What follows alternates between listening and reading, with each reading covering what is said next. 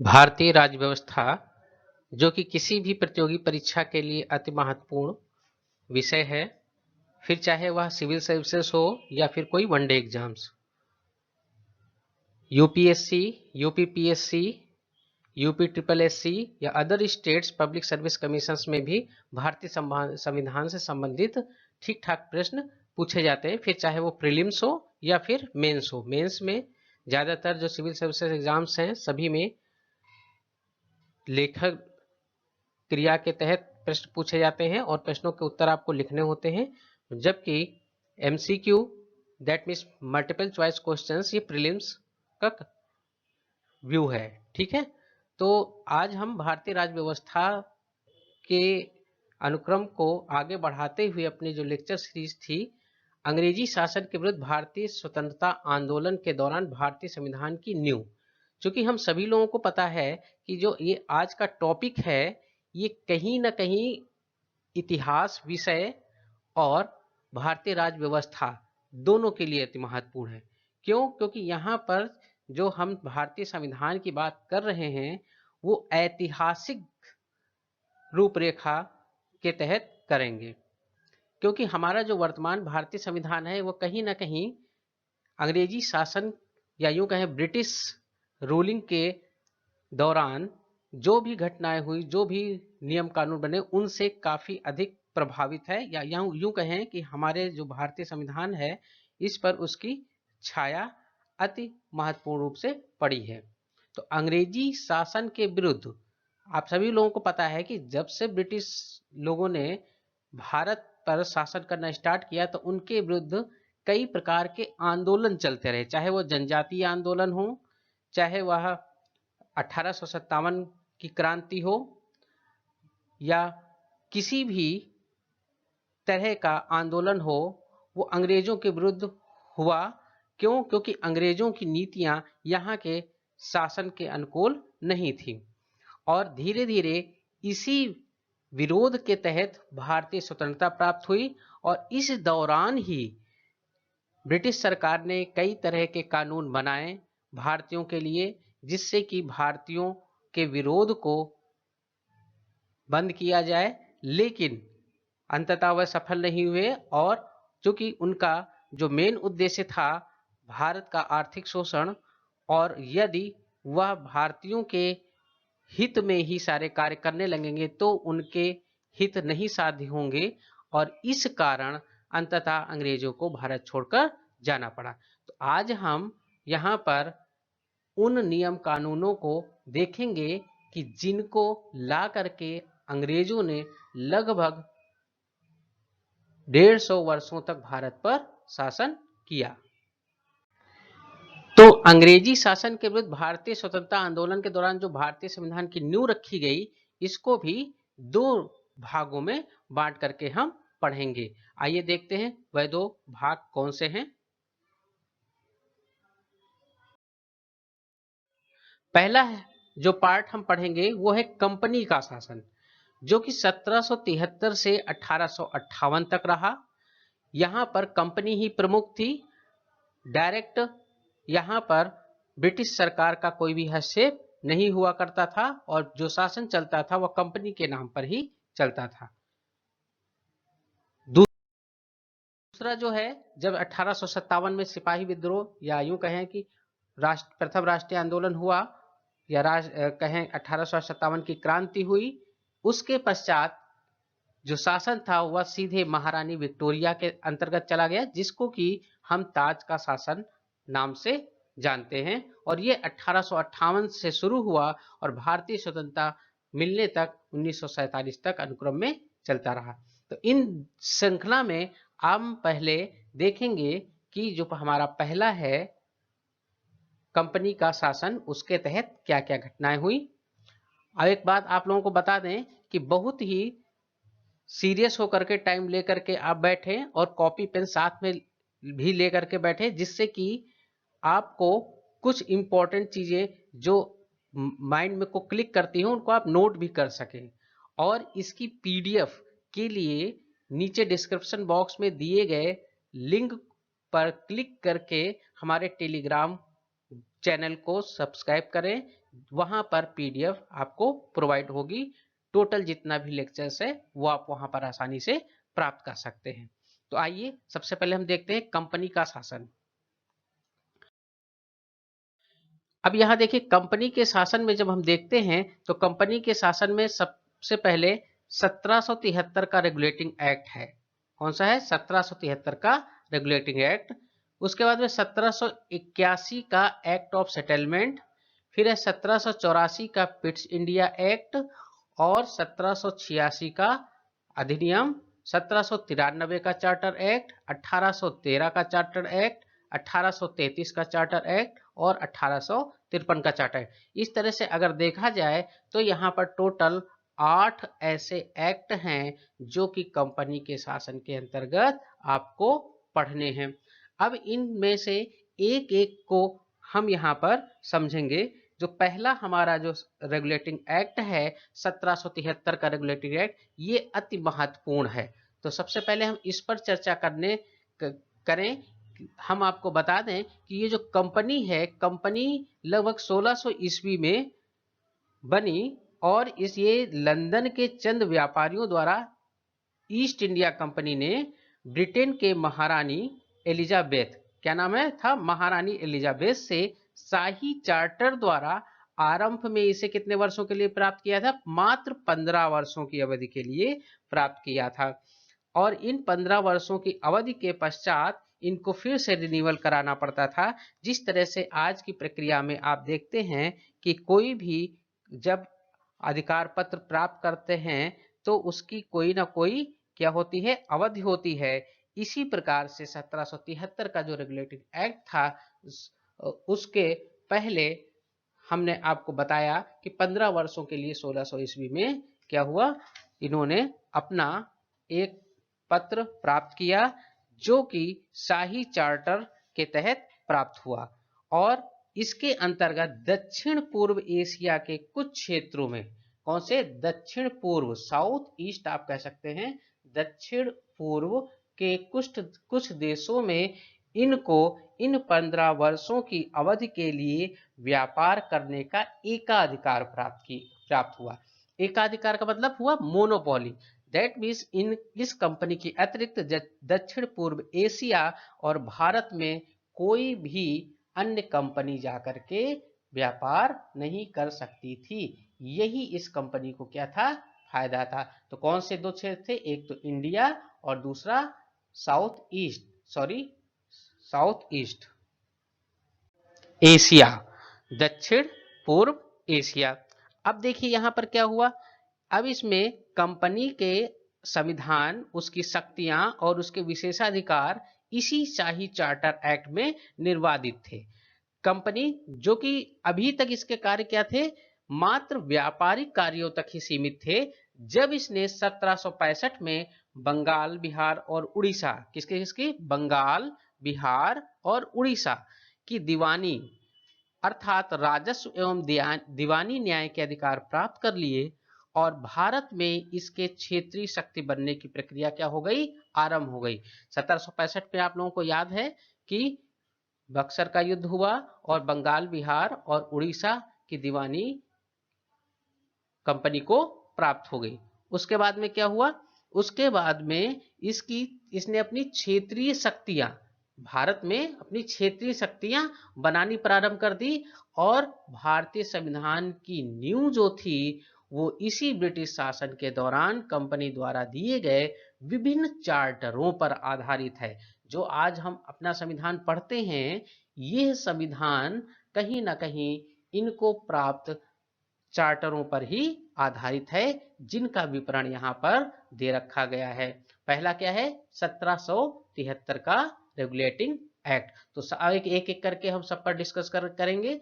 पहले है हमारा 1773 का रेगुलेटिंग एक्ट। इसको बार बार दोहराइए और इसको बिल्कुल ध्यान कर लीजिए, क्योंकि ये हमारा पहला रेगुलेटिंग एक्ट था, यह पहला कानून था जिसमें क्या हुआ था कि ईस्ट इंडिया कंपनी के कार्यों को नियमित और नियंत्रित करने की दिशा में ब्रिटिश सरकार द्वारा पहली बार कदम उठाया गया था। और ये जो 1773 का रेगुलेटिंग एक्ट था, यह प्रधानमंत्री लॉर्ड नॉर्थ द्वारा 1772 में गठित गुप्त समिति के प्रतिवेदन पर आधारित था। तो अगर प्रश्न पूछा जाता है कि 1773 का जो रेगुलेटिंग एक्ट था वह किसके प्रतिवेदन पर आधारित था, तो लॉर्ड नॉर्थ द्वारा, जो प्रधानमंत्री हुआ करते थे, 1772 में गठित एक गुप्त समिति के प्रतिवेदन पर इसका प्रतिपादन हुआ या इसको प्रतिपादित किया गया। अच्छा, उसके बाद में देखिए, हमने बताया ब्रिटिश सरकार द्वारा भारत में ईस्ट इंडिया कंपनी के कार्यों को नियमित और नियंत्रित करने की दिशा में यह ब्रिटिश सरकार का क्या था, पहला कदम था। नियमित मतलब रेगुलेटिंग और नियंत्रित मतलब कंट्रोलिंग, ये दोनों कार्य ब्रिटिश सरकार द्वारा किए जाने लगे 1773 के रेगुलेटिंग एक्ट के तहत। और पहली बार कंपनी के जो प्रशासनिक और राजनीतिक कार्य थे इनको क्या कर दी, मान्यता प्रदान कर दी गई। अभी तक कंपनी के द्वारा जीते गए किसी प्रदेश को या इसके किसी राजनीतिक कार्य को या इसके एडमिनिस्ट्रेटिव वर्क को किसी प्रकार की ब्रिटिश सरकार द्वारा मान्यता नहीं मिली हुई थी, लेकिन 1773 के रेगुलेटिंग एक्ट के तहत कंपनी के प्रशासनिक और राजनीतिक कार्यों को मान्यता भी मिल गई और भारत में इस प्रकार से केंद्रीय प्रशासन की नींव रखी गई। अब देखिए, ये जो 1773 का रेगुलेटिंग एक्ट था, 1773 के रेगुलेटिंग एक्ट में जो बंगाल का गवर्नर जनरल हुआ करता था, बंगाल के गवर्नर जनरल को बंगाल का गवर्नर जनरल पद नाम दिया गया। मीन्स अभी तक जो प्रेसिडेंसियां हुआ करती थी, कौन कौन सी प्रेसिडेंसियां हुआ करती थी, बंगाल हुआ करती थी और बॉम्बे हुआ करती थी और मद्रास हुआ करती थी। ठीक है, 3 प्रेसिडेंसियां हुआ करती थी, बंगाल, बॉम्बे और मद्रास। मद्रास जिसे आप आज जानते हैं तमिलनाडु में चेन्नई नाम से। ठीक है, वो 3 प्रेसिडेंसियां हुआ करती थी, तीनों के गवर्नर हुआ करते थे। लेकिन अब क्या किया गया, जो बंगाल था, बंगाल के गवर्नर को बंगाल का गवर्नर जनरल पद नाम दिया गया और उसकी सहायता हेतु एक 4 सदस्यीय कार्यकारी परिषद का गठन किया गया। कितने सदस्यीय, 4 सदस्यीय कार्यकारी परिषद का गठन किया गया, जिनका कार्यकाल कितने वर्षों का था, 5 वर्षों का था। कितने वर्षों के लिए था, 5 वर्षों के लिए था। और प्रतिवर्ष ऐसी व्यवस्था थी कि उनमें से 1/4 सदस्यों के निर्वाचन की पद्धति अपनाई गई और 1/4 जो सदस्य हुआ करते थे वो प्रतिवर्ष इसमें से क्या हो जाते थे, रिटायर हो जाते थे, नए लोगों का चुनाव कर लिया जाता था। अब इस प्रकार से बंगाल के गवर्नर जनरल, जो पूछा जाता है प्रश्न कि बंगाल का प्रथम गवर्नर जनरल कौन था, तो ये थे लॉर्ड वॉरेन हेस्टिंग्स। क्या नाम था, लॉर्ड वॉरेन हेस्टिंग्स बंगाल के प्रथम गवर्नर जनरल हुए। अच्छा, ये जो बताई गई जो काउंसिल या जो कार्यकारी परिषद, इसके जो सदस्य नियुक्त किए गए पहली परिषद के, वह थे क्लेवरिंग, मानसन, बरवेल और फिलिप के साथ में फिलिप फ्रांसिस कह सकते हैं। तो ये 4 पार्षद जोड़े गए इसके साथ। यहाँ यह ध्यान रखिएगा, ये 4 सदस्यों का या यूं कहें पार्षदों का नाम कोई बहुत जरूरी नहीं है कि आप याद रखें। ये स्पेशली सिविल सर्विसेज के कैंडिडेट्स के लिए थोड़ा हल्का सा याद करना जरूरी है, बहुत स्पष्ट रूप से ये चीजें नहीं पूछी जाती हैं। और 1773 के रेगुलेटिंग एक्ट के तहत, जो कि अभी हमने बताया, मद्रास, बंबई और बंगाल के प्रेसिडेंसियां हुआ करती थी और सबके अलग अलग गवर्नर हुआ करते थे और वह तीनों अभी तक क्या होते थे, एक दूसरे से स्वतंत्र हुआ करते थे। लेकिन 1773 के रेगुलेटिंग एक्ट के तहत हमने आपको बताया कि बंगाल के गवर्नर को बंगाल का गवर्नर जनरल पद नाम दे दिया गया और साथ में अन्य जो प्रेसिडेंसियां थी, कौन सी बची हुई, मद्रास और बंबई, इनकी गवर्नर को बंगाल के गवर्नर जनरल के अधीन कर दिया गया। ठीक है, और साथ में क्या किया गया, कलकत्ता में 1774 में, कब, 1774 में कलकत्ता में क्या किया गया, 1773 रेगुलेटिंग एक्ट के तहत एक उच्चतम न्यायालय की स्थापना की गई, जिसमें मुख्य न्यायाधीश और 3 अन्य न्यायाधीश थे। प्रथम मुख्य न्यायाधीश सर एलिजा इम्पे हुए। कौन हुए? सर एलिजा इम्पे हुए। यहाँ प्राथमिक और अपील की अनुमति थी। मीन्स ये जो कलकत्ता में 1774 में उच्चतम न्यायालय की स्थापना की गई, यहाँ पर प्राथमिक रूप से या फिर अपील के लिए भी जा सकते थे कंपनी। अच्छा, इसके साथ साथ 1773 के रेगुलेटिंग एक्ट के तहत और भी महत्वपूर्ण फैसले किए गए। ये जोड़ा गया कि कंपनी के कर्मचारियों के निजी व्यापार करने और भारतीय लोगों से उपहार व रिश्वत लेना प्रतिबंधित कर दिया गया। मीन्स अभी तक जो कंपनी के कर्मचारी थे ये अपना निजी व्यापार भी भारत में करते रहते थे, लेकिन 1773 के रेगुलेटिंग एक्ट के तहत उनके इस निजी व्यापार को समाप्त कर दिया गया और यह भी प्रतिबंधित कर दिया गया कि वे भारतीय लोगों से ना तो किसी प्रकार का उपहार लेंगे और ना ही उनसे रिश्वत लेंगे। ये दोनों चीजें क्या कर दी गई? प्रतिबंधित कर दी गई। इसके साथ ही ब्रिटिश सरकार का कोर्ट ऑफ डायरेक्टर्स के माध्यम से कंपनी पर नियंत्रण क्या हो गया? सशक्त हो गया। दैट मीन्स एक ऐसा निकाय बनाया गया, एक ऐसी बॉडी बनाई गई जिसका नाम दिया गया कोर्ट ऑफ डायरेक्टर्स, निदेशक मंडल। ठीक है, और इसने क्या कर लिया? इसने कंपनी पर अब कंट्रोल करना शुरू कर दिया। इसे भारत में राजस्व, नागरिक और सैन्य मामलों की जानकारी ब्रिटिश सरकार को देना अनिवार्य कर दिया गया।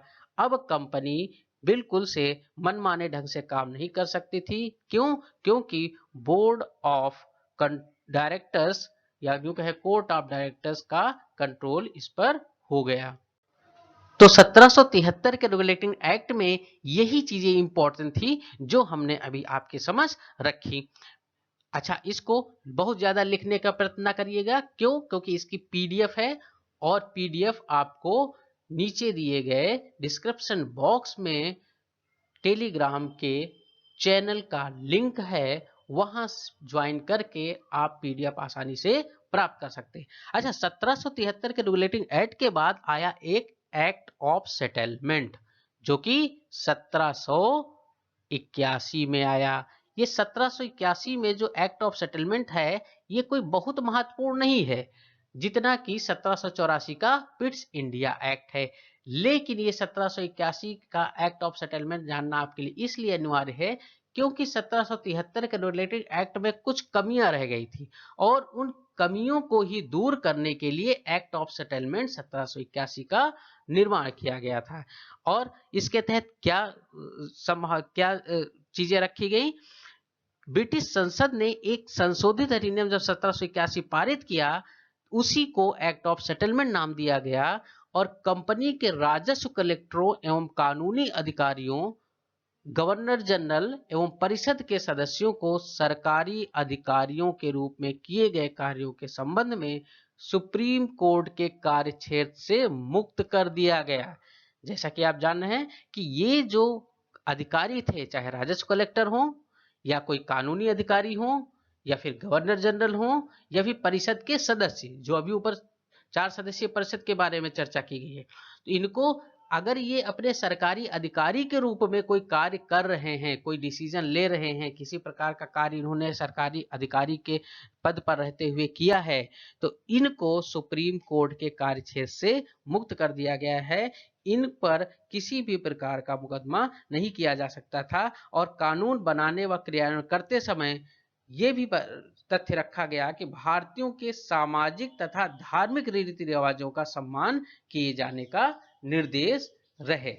दैट मीन्स यहाँ एक्ट ऑफ सेटलमेंट में जो सुधार हुए, एक तो सरकारी अधिकारी के रूप में कार्य करने से मुक्त से संबंधित था और दूसरा ये कि यदि कोई कानून बनता है तो उस कानून के तहत भारतीयों के सामाजिक और धार्मिक रीति रिवाजों के सम्मान के तहत उनको बनाया जाए।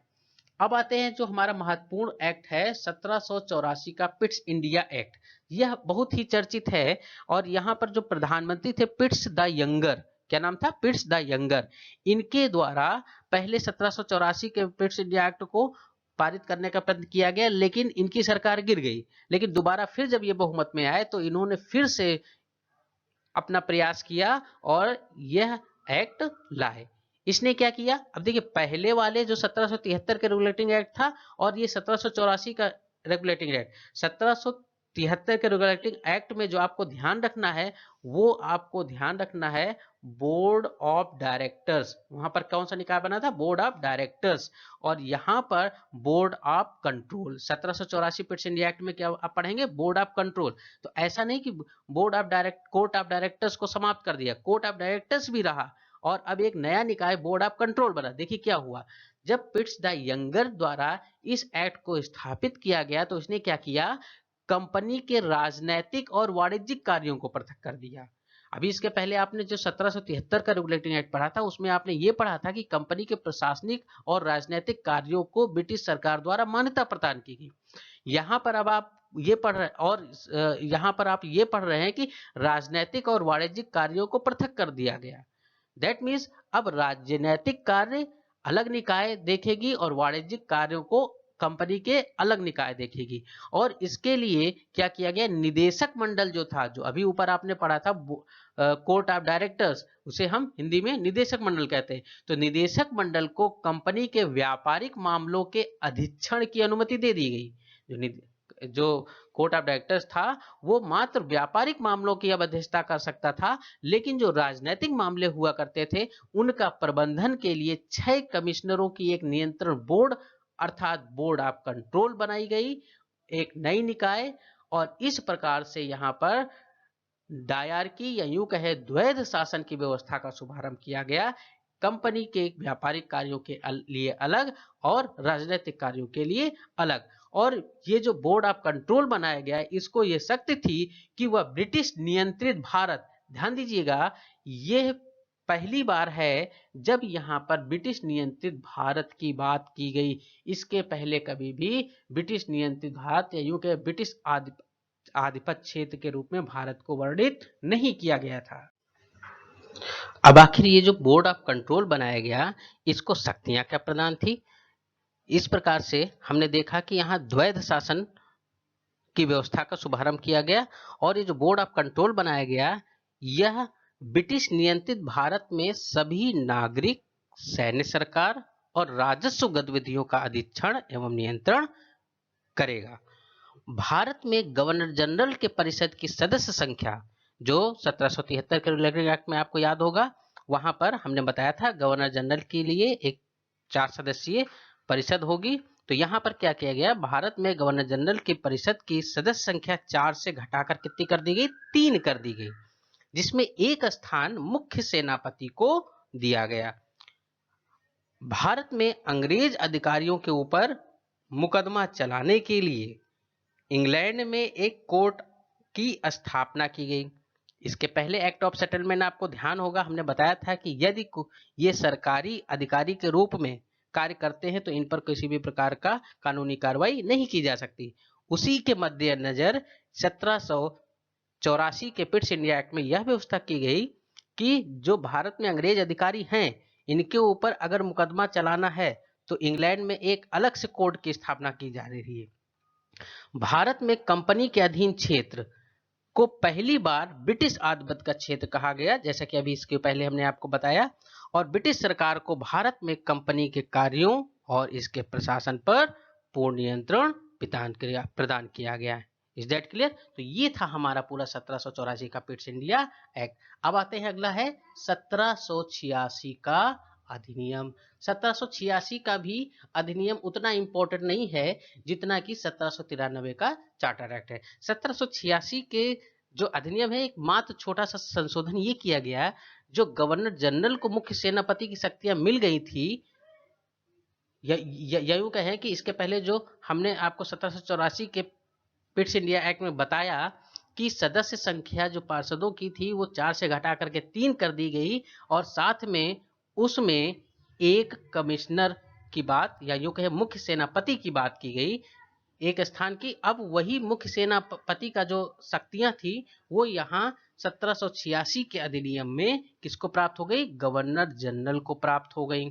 Is that clear? और विशेष परिस्थितियों में ध्यान दीजिएगा, विशेष परिस्थितियों की बात की जा रही है, परिषद के निर्णयों को रद्द करके अपने निर्णय लागू करने का अधिकार भी प्रदान कर दिया गया। दैट मीन्स अगर गवर्नर जनरल को ऐसा लगता है कि विशेष परिस्थितियां आ गई हैं तो वह जो परिषद के सदस्यों के मतों को दरकिनार करते हुए अपने आदेश स्वविवेक से लागू कर सकता है। Is that clear? अब आते हैं हम 1793 के चार्टर एक्ट में। अब 1793 के चार्टर एक्ट में क्या घटनाएं घटी? यहां पर भी कोई विशेष घटना, कोई विशेष उल्लेख नहीं था। यहां पर जब हम देखेंगे तो कंपनी के जो व्यापारिक अधिकार थे उनको 20 वर्षों हेतु बढ़ा दिया गया। 1793 के एक्ट में क्या किया गया? 20 वर्षों हेतु कंपनी के व्यापारिक कार्यों के अधिकार को आगे बढ़ा दिया गया। ध्यान दीजिएगा, आपको हमने बताया था कि एकाधिकार साउथ ईस्ट और इंडिया में, साउथ ईस्ट एशिया और इंडिया में कंपनी के एकाधिकार को प्रारंभ में 15 वर्षों के लिए मिला था, और इसी तरह से इनको अवधि दर अवधि जैसे जैसे इनका जो है टाइम पूरा होता था पुनः इनको रिन्यूअल कर दिया जाता था। तो 1793 के एक्ट में इनको आगे के 20 वर्षों हेतु फिर से यह एकाधिकार बढ़ा दिया गया व्यापार का। नियंत्रण अधिकरण के सदस्यों का वेतन भारतीय कोष से दिया जाने लगा। यह विशेष महत्वपूर्ण ध्यान दीजिएगा। 1773 के का जो चार्टर एक्ट थे इसमें भारतीय क्षेत्र से, भारतीय कोष से नियंत्रण अधिकरण के सदस्यों का वेतन प्रदान किया जाने लगा। अब गवर्नर जनरल और गवर्नर जनरल की परिषद के सदस्यों की योग्यता के लिए कम से कम 12 वर्षों तक, कितने वर्षों के लिए?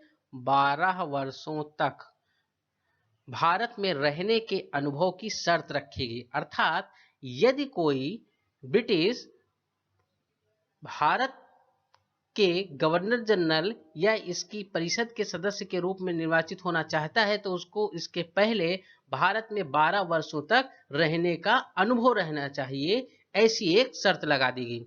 लिखित विधि विधानों द्वारा प्रशासन की आधारशिला रखी गई जिसका व्याख्या न्यायालय द्वारा की जाती थी। अब इसके बाद जो 1813 का चार्टर एक्ट है ये अति महत्वपूर्ण है। 1813 का चार्टर एक्ट कंपनी का भारतीय व्यापार का एकाधिकार समाप्त कर दिया गया। ध्यान दीजिएगा, यहां पर मोनोपोली समाप्त की जा रही है 1813 में। लेकिन एक पॉइंट यहां ये भी, क्या पूर्ण रूप से मोनोपोली या एकाधिकार, व्यापारी का एकाधिकार समाप्त किया? नहीं। चीन के साथ व्यापार और चाय के व्यापार पर एकाधिकार बना रहता है। 1813 के चार्टर एक्ट का जो अधिनियम है यह इसलिए ज्यादा जाना जाता है कि यहां पर कंपनी का भारतीय व्यापार का एकाधिकार समाप्त कर दिया गया, लेकिन चाय के व्यापार पर एकाधिकार बना रहा और चीन के साथ एकाधिकार बना रहा। कंपनी के भागीदारों को भारतीय राजस्व से 10.5%, 10.5%, कितना? 10.5% लाभांश दिए जाने की व्यवस्था की गई। ईसाई धर्म, ध्यान दीजिएगा, 1813 का चार्टर अधिनियम कई मायनों में महत्वपूर्ण है। पहला तो हमने बताया कि यहां पर कंपनी के एकाधिकार को समाप्त किया जा रहा है। दूसरी चीज, मिशनरियों का नाम सुना होगा आपने। इसके पहले ईसाई धर्म प्रचारक भारत में नहीं आते थे, लेकिन 1813 के चार्टर एक्ट के तहत ईसाई धर्म प्रचारकों को आज्ञा प्राप्त करके भारत में धर्म प्रचार के लिए अनुमति प्राप्त हो गई। इस प्रकार से मिशनरियों का प्रवेश भारत में कब हुआ? 1813 के चार्टर अधिनियम के तहत हुआ। अच्छा, साथ में जो अन्य ब्रिटिश, अब जब एकाधिकार समाप्त कर दिया गया इसका मतलब कि अन्य ब्रिटिश व्यापारी यहां पर व्यापार कर सकते थे। तो इसके लिए क्या कानून बनाया गया? इसके लिए बताया गया कि ब्रिटिश व्यापारियों तथा इंजीनियरों को भारत आने तथा यहां बसने की अनुमति प्रदान कर दी गई। 1813 के चार्टर एक्ट में जब कंपनी के एकाधिकार को समाप्त किया गया, दैट मीन्स अब ब्रिटिश व्यापारी यहां पर आ सकते हैं, इंजीनियर भारत में आ सकते हैं, ऐसी अनुमति उनको प्रदान कर दी गई। लेकिन यहाँ एक शर्त लगा दी गई कि इसके लिए उन्हें संचालन मंडल या नियंत्रण बोर्ड से लाइसेंस लेना अनिवार्य है। तो 1813 के चार्टर एक्ट में कोई भी ब्रिटिश व्यापारी या कोई इंजीनियर भारत में आ सकता था, बशर्ते उसे नियंत्रण बोर्ड से या फिर संचालन मंडल से लाइसेंस लेना अनिवार्य था। उसके बाद में 1833 का चार्टर अधिनियम जो कि अति महत्वपूर्ण है। 1833 के चार्टर अधिनियम के अंतर्गत क्या किया गया, बहुत ही महत्वपूर्ण, जो अभी तक हमने आपको बताया था, बंगाल के गवर्नर को बंगाल का गवर्नर जनरल पद नाम 1773 के रूलेटिंग एक्ट के तहत दे दिया गया था। अब बंगाल के गवर्नर जनरल को ही भारत का गवर्नर जनरल बना दिया गया। हमने आपको बताया था जो बंगाल का प्रथम गवर्नर जनरल हुआ करता था वह कौन था, बंगाल का प्रथम गवर्नर जनरल जिसकी हमने ऊपर बात की थी, लॉर्ड वारेन हेस्टिंग्स हुए थे। तो अब यहाँ पर बंगाल का गवर्नर जनरल पद नाम बदल दिया गया और अब उसे भारत का गवर्नर जनरल पद नाम से जाना जाने लगा। और ऐसे प्रथम भारत के गवर्नर जनरल कौन हुए, लॉर्ड विलियम बेंटिंग हुए। और इसमें सभी नागरिक और सैन्य शक्तियां निहित कर दी गई। इस प्रकार से ऐसी सरकार का निर्माण किया गया जिसका पहली बार ब्रिटिश कब्जे वाले संपूर्ण भारतीय क्षेत्र पर पूर्ण नियंत्रण हो गया। चाय का व्यापार, जो कि अभी 1813 के चार्टर एक्ट में आपने देखा चाय पर एक अधिकार ब्रिटिश कंपनी का बना रहा था, तो अब 1833 के चार्टर अधिनियम के तहत वह चाय के व्यापार और चीन के साथ व्यापार का एकाधिकार भी यहाँ समाप्त कर दिया जाता है। अंग्रेजों का भारत में आने व बसने की बिना अनुमति पत्र, जैसा कि अभी 1813 में बताया गया था, बोर्ड ऑफ कंट्रोल से लाइसेंस लेना अनिवार्य था भारत में किन्हीं अन्य ब्रिटिश व्यापारियों इंजीनियरों को आने के लिए। अब 1833 के चार्टर अधिनियम के तहत वह प्रतिबंध समाप्त कर दिया गया, वह जो शर्त थी वह समाप्त कर दी गई और अब कोई भी अंग्रेज भारत में आ सकता था, यहाँ बस सकता था, उसको किसी भी प्रकार के अनुमति पत्र की जरूरत नहीं थी। वह यहाँ अब भूमि भी खरीद सकते थे। इसने और क्या किया, मद्रास तथा बंबई के गवर्नरों को विधायिका संबंधी शक्ति से वंचित कर दिया।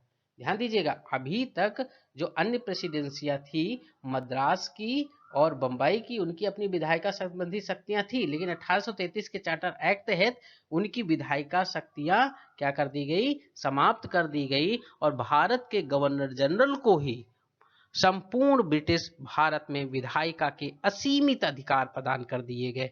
विधायिका संबंधी अधिकार का अर्थ समझ रहे, विधायिका अर्थात जहां पर कानून बनते हैं, factory of law, that means कानून की फैक्ट्री विधायिका को बोला जाता है।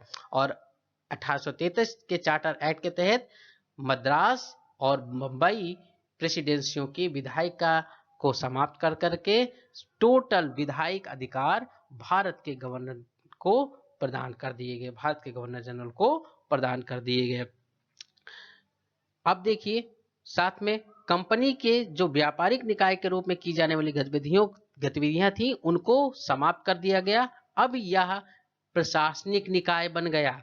भारत में दास प्रथा गैर कानूनी घोषित कर दी गई 1833 के चार्टर एक्ट में, ध्यान दीजिएगा।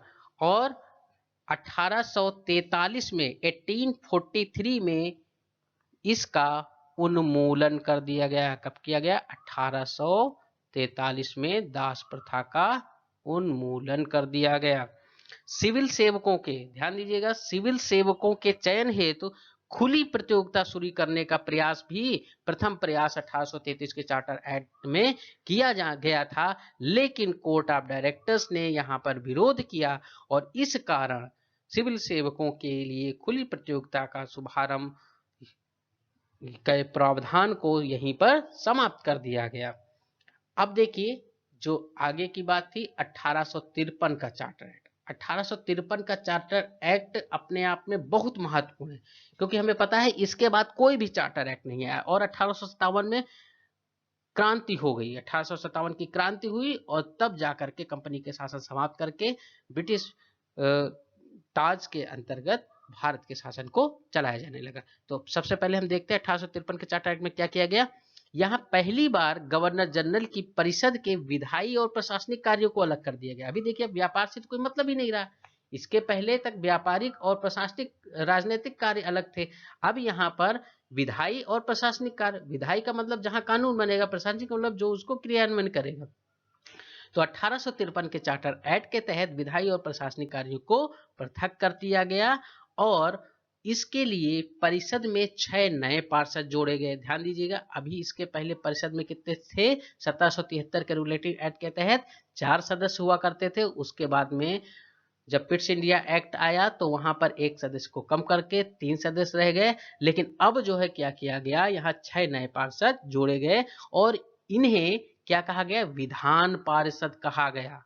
और इस प्रकार गवर्नर जनरल हेतु एक नई विधान परिषद का गठन कर दिया गया, जिसे भारतीय विधान परिषद कहा गया।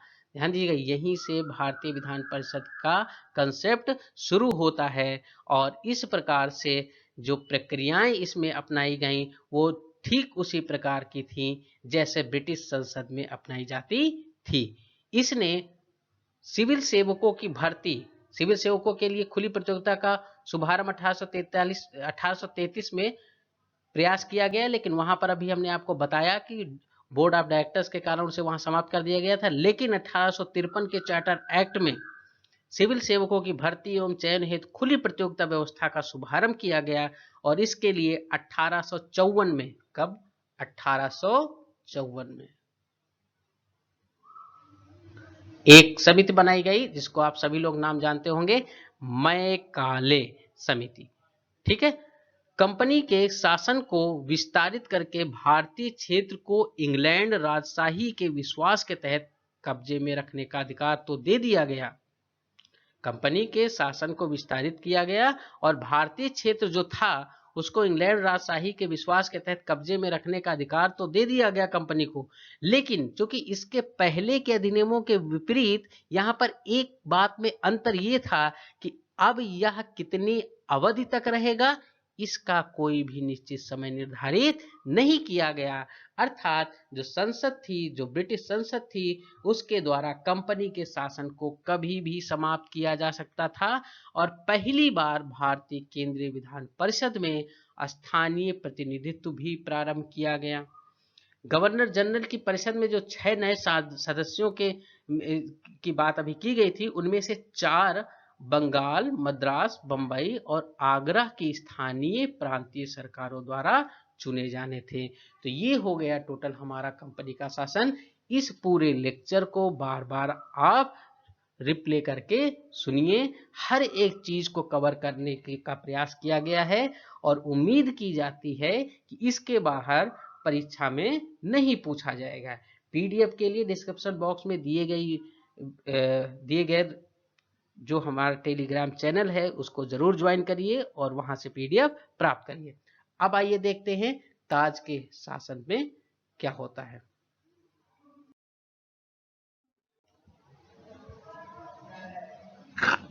ताज का शासन क्यों कहा जाता है? क्योंकि इसमें अब क्राउन भी शामिल होगा। अर्थात जब ब्रिटिश सरकार में यूं कहे संसद के साथ में महारानी को भी जोड़ लिया जाता है तो वह ताज या क्राउन कहलाता है। ठीक है, तो ये जो ताज का शासन रहा ये 1858 से 1947 तक रहा।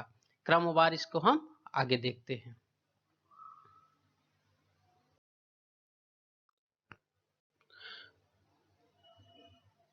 तो 1857 में क्रांति हुई और मंगल पांडे का नाम सुना होगा आप लोगों ने। और भी बहुत से वीरांगनाएं या देशभक्त रहे जिन्होंने ब्रिटिश सरकार के विरुद्ध मोर्चा खोला और काफी टक्कर की चुनौती दी। चूंकि हमारा वह विषय नहीं है इसलिए अभी हम 1857 की क्रांति पर यहाँ चर्चा नहीं करते हैं। हम आते हैं अपने ताज के शासन पर, जिसमें जो सबसे पहले आया वो है 1858 का भारत शासन अधिनियम। ये जो 1858 का भारत शासन अधिनियम है ये 1857 में सिपाही विद्रोह के बाद अस्तित्व में आया और इसे भारत के शासन को अच्छा बनाने वाला अधिनियम कहा जाता है। 1858 के भारत शासन अधिनियम को क्या कहा जाता है? भारत के शासन को अच्छा बनाने वाला अधिनियम कहा जाता है और सभी शक्तियां ब्रिटिश राजशाही के अंतर्गत हस्तांतरित कर दी गई। दैट मीन्स कंपनी के शासन का भी यहाँ से कोई भी मतलब नहीं रह जाता है, कंपनी का शासन पूरी तरह से समाप्त कर दिया जाता है। भारत का जो शासन था वो सीधे महारानी विक्टोरिया के अधीन चला गया। अभी जो गवर्नर था, गवर्नर का पद नाम बदल करके अब यहाँ पर भारत का वायसराय हो गया। ध्यान दीजिएगा, पहले बंगाल का गवर्नर जनरल था। बंगाल का गवर्नर जनरल जो था प्रथम, वह हमने आपको बताया लॉर्ड वॉरेन हेस्टिंग थे। उसके बाद में जब 1833 के चार्टर अधिनियम में भारत बंगाल के गवर्नर जनरल को भारत का गवर्नर जनरल पद नाम दिया गया, तब भारत के प्रथम governor general lord William Bentinck हुए। और अब जब ताज का शासन हुआ तब इसने भारत के गवर्नर जनरल का पद नाम फिर से बदल दिया और अब उसे भारत का वायसराय कहा गया। और चूंकि उस समय अंतिम भारत के गवर्नर जनरल के रूप में लॉर्ड कैनिंग नियुक्त थे, इस प्रकार से लॉर्ड कैनिंग ही प्रथम वायसराय भी नियुक्त हुए। नियंत्रण बोर्ड और निदेशक कोड जिनकी बात हमने ऊपर की है, नियंत्रण बोर्ड को 1774 के पिट्स इंडिया एक्ट में जोड़ा गया था और निदेशक कोड को 1773 के रेगुलेटिंग एक्ट में जोड़ा गया था। इन दोनों को ही समाप्त कर दिया गया और भारत में शासन की जो द्वैध शासन प्रणाली थी उसको इस प्रकार से समाप्त कर दिया। नए पद भारत के राज्य सचिव का सृजन किया गया। अब एक नया पद सृजित किया गया, क्या नाम था उसका? भारत का राज्य सचिव, जिसमें भारतीय प्रशासन पर संपूर्ण नियंत्रण की शक्ति निहित थी। जो ब्रिटिश कैबिनेट का सदस्य था, ध्यान दीजिएगा, ये जो भारत सचिव हुआ करता था वह क्या था? ब्रिटिश कैबिनेट का सदस्य था और ब्रिटिश संसद के प्रति उत्तरदायी था। वह भारत में किसी भी के प्रति उत्तरदायी नहीं था, वह मात्र ब्रिटिश संसद के प्रति उत्तरदायी था। और इसकी सहायता के लिए इसकी ही अध्यक्षता में 15 सदस्यीय परिषद का गठन कर दिया गया, जो मात्र एक सलाहकार समिति थी और भारत सचिव को सलाह दे सकती थी। भारत सचिव की परिषद को भारत एवं इंग्लैंड में मुकदमा करने का अधिकार था। ये जो भारत सचिव नियुक्त किया गया, इसकी परिषद को भारत में भी और इंग्लैंड में भी मुकदमा कर सकता था। और ध्यान दीजिएगा, इसके ऊपर भी मुकदमा किया जा सकता था। इस प्रकार से इसे कानूनों के अंतर्गत बांध दिया गया। फिर देखिए 1861 का भारतीय परिषद अधिनियम। वायसराय कुछ भारतीयों को विस्तारित परिषद में गैर सरकारी सदस्यों के रूप में नामांकित कर सकता था। 1861 के भारतीय परिषद अधिनियम के तहत ऐसी शक्ति वायसराय को दी गई कि वह अन्य भारतीयों को भी विस्तारित परिषद का मतलब अब परिषद के सदस्यों की संख्या को बढ़ा दिया गया और इसमें सरकारी और गैर सरकारी सदस्य होते थे। तो इनमें से जो गैर सरकारी सदस्य थे उनके रूप में भारतीयों को जोड़ा जा सकता था। ऐसा अधिकार वायसराय को प्रदान कर दिया गया। इस प्रकार भारतीय प्रतिनिधियों को कानून बनाने की प्रक्रिया में शामिल करने की 1861 के भारतीय परिषद अधिनियम में शुरुआत हो गई।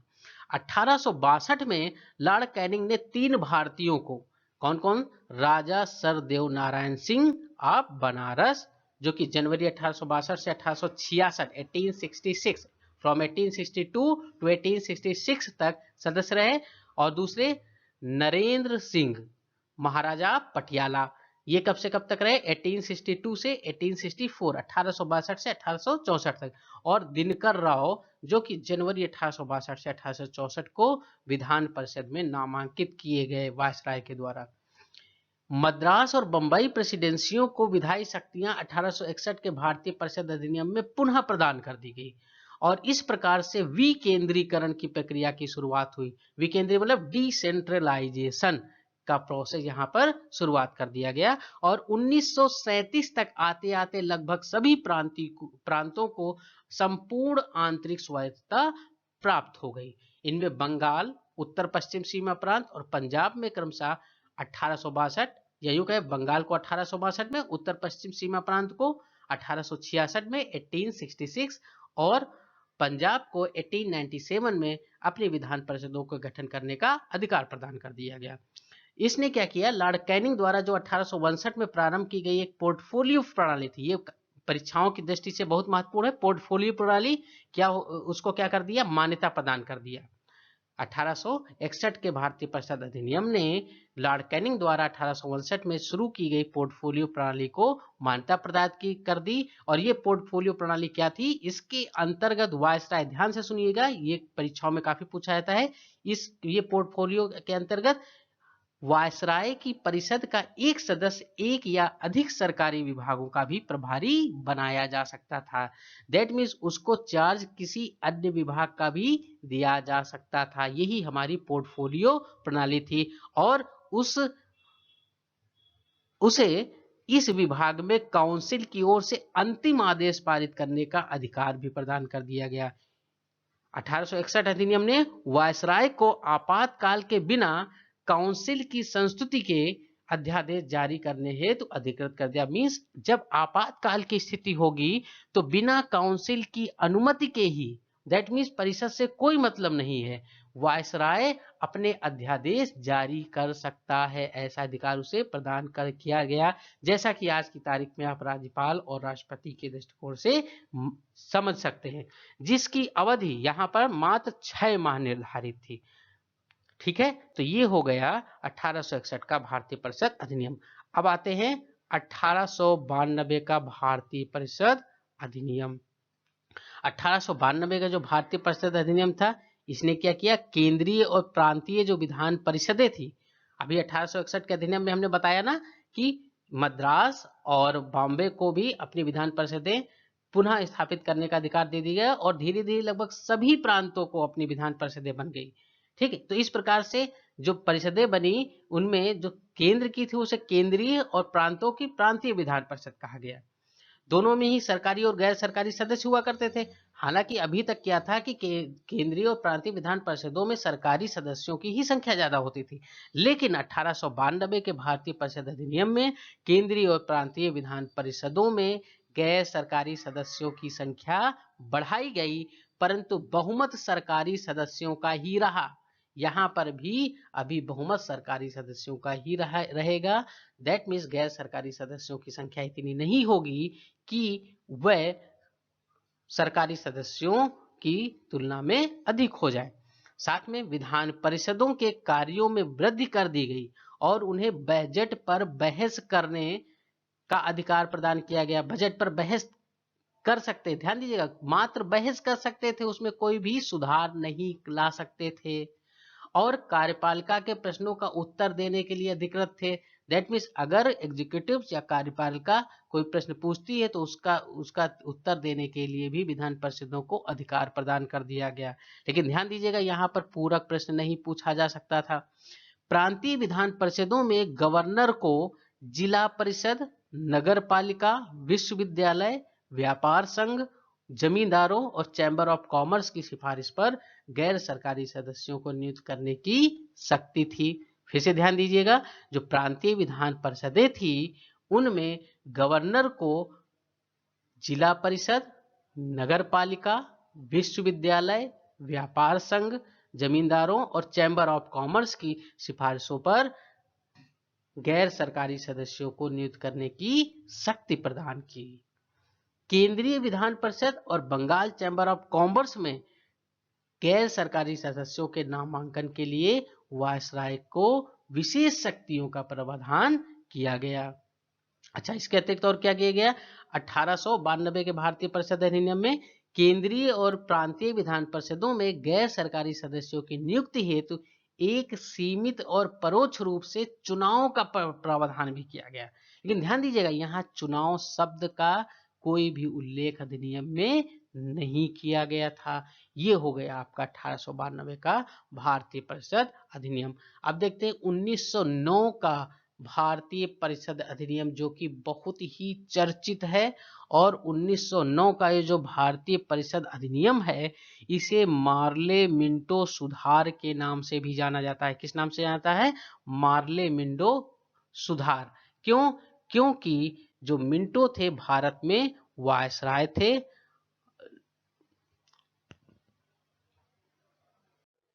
और लॉर्ड मार्ले इंग्लैंड में भारत सचिव थे। इसने क्या किया, केंद्रीय विधान परिषद में सदस्य संख्या बढ़ा दी। अभी तक कितनी थी, 16 थी, अब यह 16 से बढ़कर के कितनी हो गई, 60 हो गई। और जो प्रांतीय विधान परिषदें थी वहां पर संख्या एक समान नहीं थी। दैट मीन्स ऐसा कोई नियम नहीं बनाया गया कि जितने भी प्रांत हैं, जैसे आज की डेट में स्टेट होते, राज्य, उस समय प्रांत कहा जाता था। तो प्रांतों में विधान परिषदों की संख्या एक समान नहीं थी, अर्थात वहां पर भिन्न भिन्न हो सकते थे, किसी में कम और किसी में ज्यादा। क्यों? क्योंकि प्रांत छोटे बड़े हुआ करते थे और उनकी जनसंख्या कम ज्यादा हुआ करती थी। केंद्रीय परिषद में सरकारी बहुमत को बनाए रखा गया। ध्यान दीजिएगा, अभी हमने 1892 के भारतीय परिषद अधिनियम में बताया था कि चाहे केंद्रीय विधान परिषद हो और चाहे प्रांतीय विधान परिषद में हो, दोनों ही जगह पर जो गैर सरकारी सदस्य थे वह उनका बहुमत नहीं था, अर्थात सरकारी बहुमत ही, सरकारी सदस्यों का ही बहुमत केंद्र और प्रांतीय विधान परिषदों में बना रहा। लेकिन 1909 में क्या किया गया, केंद्रीय परिषद में तो सरकारी बहुमत को बनाए रखा गया, परंतु प्रांतीय परिषदों में गैर सरकारी सदस्यों के बहुमत की अनुमति प्रदान कर दी गई। दैट मीन्स अब प्रांतों में सरकारी सदस्यों की अपेक्षा गैर सरकारी सदस्यों की संख्या अधिक हो सकती थी। साथ में अभी हमने आपको बताया 1892 के भारत परिषद अधिनियम में पूरक प्रश्न या अनुपूरक प्रश्न नहीं पूछा जा सकता था और बजट पर मात्र बहस की जा सकती थी, कोई संकल्प नहीं रखा जा सकता था। लेकिन 1909 के भारतीय परिषद अधिनियम अर्थात मॉर्ले मिंटो सुधार के तहत अनुपूरक प्रश्न पूछने और बजट पर संकल्प रखने का अधिकार भी प्रदान कर दिया गया। पहली बार किसी भारतीय को वायसराय और गवर्नर की कार्यपरिषद के साथ एसोसिएशन भी बनाने का प्रावधान 1909 के भारतीय परिषद अधिनियम में किया गया और इस प्रकार से सत्येंद्र प्रसाद सिन्हा, कौन? सत्येंद्र प्रसाद सिन्हा को वायसराय की कार्यपालिका परिषद के प्रथम भारतीय सदस्य के रूप में निर्वाचित किया गया और इनको विधि सदस्य के रूप में शामिल किया गया। लॉर्ड मिंटो को सांप्रदायिक निर्वाचक का जनक भी कहा जाता है। ऐसा क्यों? क्योंकि यहाँ पर जो 1909 का जो भारत परिषद अधिनियम है, इसके तहत यह प्रावधान रखा गया कि जब भारत में चुनाव कराए जाएंगे तो इसके तहत मुस्लिमों हेतु सांप्रदायिक प्रतिनिधित्व का प्रावधान रखा गया, अर्थात मुस्लिम सदस्यों का चुनाव मुस्लिम मतदाता ही कर सकते थे और महिलाओं को मताधिकार ही नहीं प्रदान किया गया था। तो चूंकि मुस्लिमों को मात्र मुस्लिम मत से ही चुना जा सकता था, इसीलिए 1909 के भारत परिषद अधिनियम में हिंदू और मुस्लिम में भेद किया गया और सांप्रदायिकता का बीज 1909 में लॉर्ड मिंटो द्वारा बोया गया। इसीलिए लॉर्ड मिंटो को सांप्रदायिक निर्वाचन का जनक जाना जाता है। यहां पर हमने देखा कि महिलाओं को कोई भी मताधिकार प्रदान नहीं किया गया। इसने presidency corporation, chambers of commerce, विश्वविद्यालयों और जमींदारों हेतु तो अलग प्रतिनिधित्व का भी प्रदान किया। मींस मुस्लिमों के लिए तो अलग प्रतिनिधित्व था ही, साथ में इन निकायों के लिए भी अलग प्रतिनिधित्व का प्रावधान किया। अब आते हैं हमारे अगले भारत शासन अधिनियम 1919 में। जो भारत शासन अधिनियम 1919 है, इसके लिए रूपरेखा पहले से तैयार थी। 20 अगस्त 1917 को भारत में क्रमिक रूप से उत्तरदायी सरकार की स्थापना को अपना उद्देश्य बताते हुए ब्रिटिश सरकार ने यह घोषणा की और भारत शासन अधिनियम 1919 को बनाया, जो कि 1921 से लागू हुआ। यह जो भारत शासन अधिनियम 1919 है, इसे मॉन्टेग्यू चेम्सफोर्ड सुधार के नाम से भी जाना जाता है।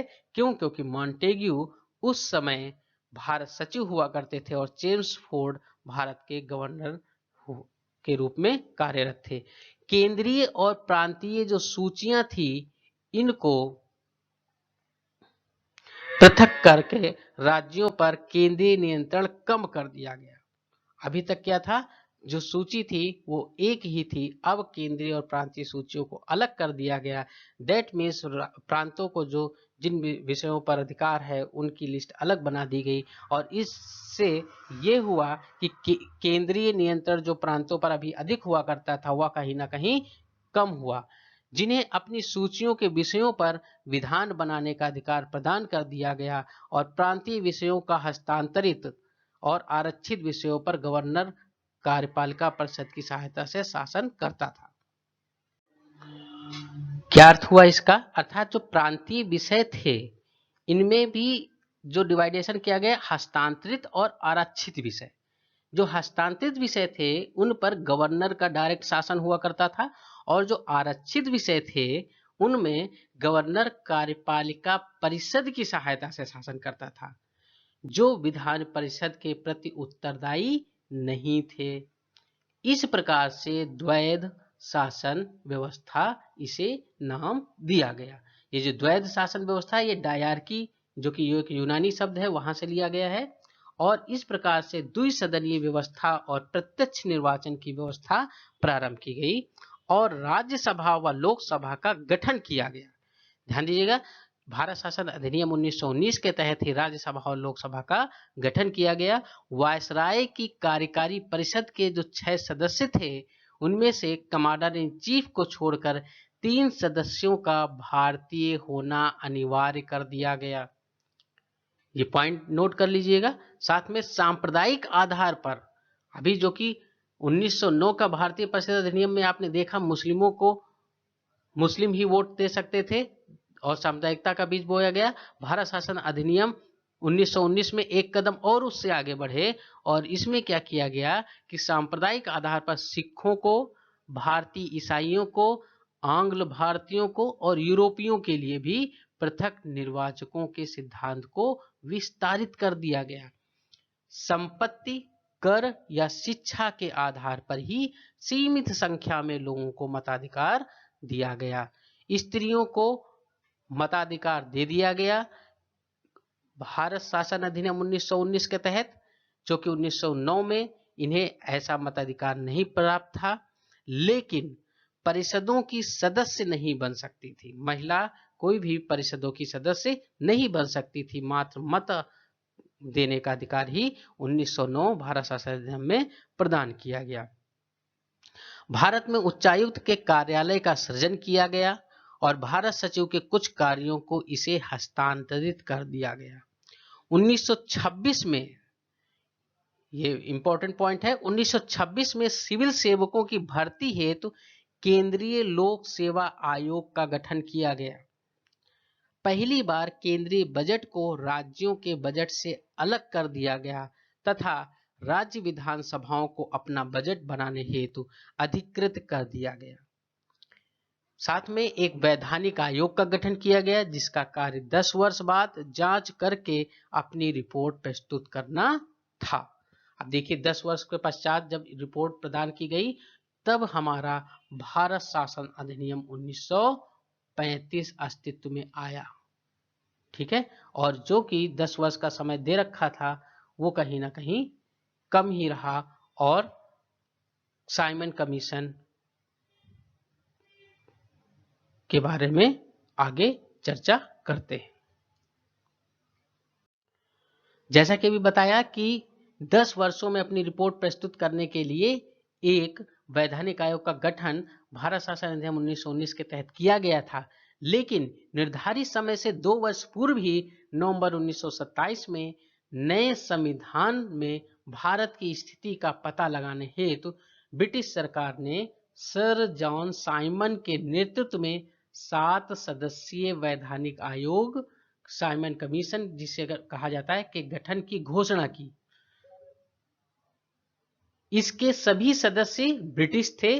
दैट मीन्स ये जो साइमन कमीशन था इसका एक भी सदस्य भारतीय नहीं था और इसीलिए भारत में लगभग मौजूद सभी दलों ने इसका बहिष्कार किया।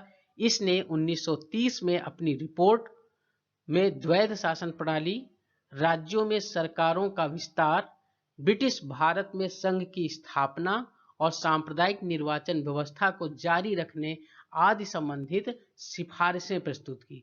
ब्रिटिश सरकार ने ब्रिटिश भारत एवं भारतीय रियासतों के प्रतिनिधित्व के साथ 3 गोलमेज सम्मेलन किए। ये बहुत ही अति महत्वपूर्ण गोलमेज सम्मेलन है, इनके बारे में प्रश्न पूछा जाता है इतिहास में। और इन 3 गोलमेज सम्मेलनों के साथ में ही एक श्वेत पत्र तैयार किया गया तथा विचार हेतु ब्रिटिश संसद की संयुक्त प्रवर समिति के समक्ष इसे रखा गया, जिसे कुछ संशोधनों के साथ भारत शासन अधिनियम 1935 में शामिल कर दिया गया। अब देखिए ये भारत शासन अधिनियम 1935 जो कि साइमन कमीशन के रिपोर्ट पर सिफारिश पर आधारित था, इसमें क्या क्या व्यवस्थाएं की गई। ब्रिटिश प्रधानमंत्री रैमजे मैकडोनाल्ड ने अगस्त 1932 में अल्पसंख्यकों के प्रतिनिधित्व पर भी कम्युनल अवार्ड, जिसे कहा जाता है अर्थात सांप्रदायिक अवार्ड की योजना संबंधित घोषणा की और दलितों के लिए भी अलग निर्वाचन व्यवस्था के विस्तार का विचार दिया। अब जब यह चीज गांधी जी को पता चली तो गांधी जी ने, जो कि उस समय यरवदा जेल में थे, उन्होंने इस कम्युनल अवार्ड के विरुद्ध क्या कर दिया, अनशन प्रारंभ कर दिया।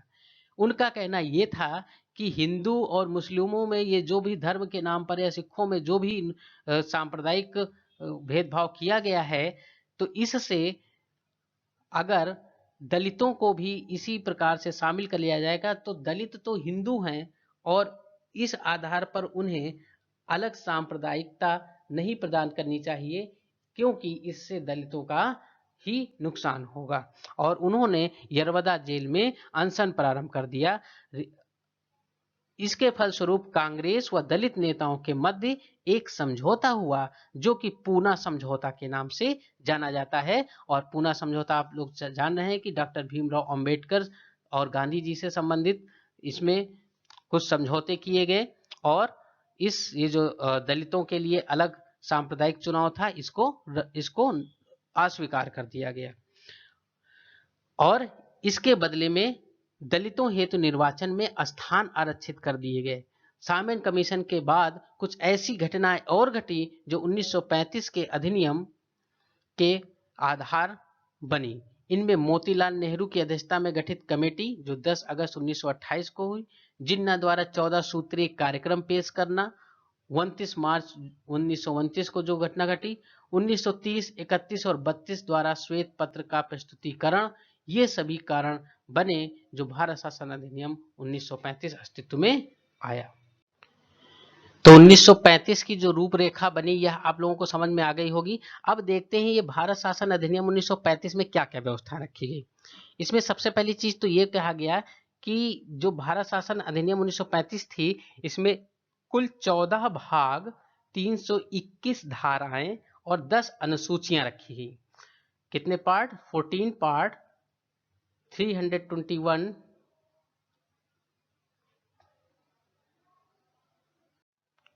आर्टिकल और 10 केजुअल्स रखी गई। राज्य और रियासतों का एक इकाई के रूप में अखिल भारतीय संघ की स्थापना का इसका प्लान था। इसका अर्थ यह हुआ कि जितने भी रियासतें हैं वह भी इस संघ में शामिल हो जाएं और इस प्रकार से अखिल भारतीय संघ की स्थापना हो जाए। और साथ में 3 अनुसूचियां बनाई गई, जिनमें संघीय सूची जिसमें 59 विषय 59 सब्जेक्ट रखे गए, राज्य सूची जिसमें 54 सब्जेक्ट रखे गए और समवर्ती सूची कंकरेंट के जो जिसे आप शेड्यूल कहते हैं 36 विषय रखे गए। और इन्हीं के आधार पर शक्तियों का बंटवारा कर दिया गया और जो अवशिष्ट शक्तियां थी वो वायसराय को दे दी गई। संघ में सम्मिलित होना ऐच्छिक था, इसलिए रियासतें इस अखिल भारतीय संघ में शामिल ही नहीं हुई और संघीय व्यवस्था कभी भी अस्तित्व में नहीं आई। तो इस प्रकार से ब्रिटिश सरकार का यह स्वप्न जो अखिल भारतीय संघ का था वह पूरा नहीं हुआ।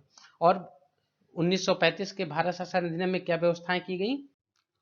प्रांतों में द्वैध शासन समाप्त करके प्रांतीय स्वायत्तता कर दी गई। राज्यों में उत्तरदायी सरकार की स्थापना की गई, अर्थात गवर्नर को राज्य विधान परिषदों के लिए उत्तरदायी मंत्रियों की सलाह पर कार्य करना आवश्यक हो गया। 1937 में यह लागू हुआ कि 1939 में समाप्त कर दिया गया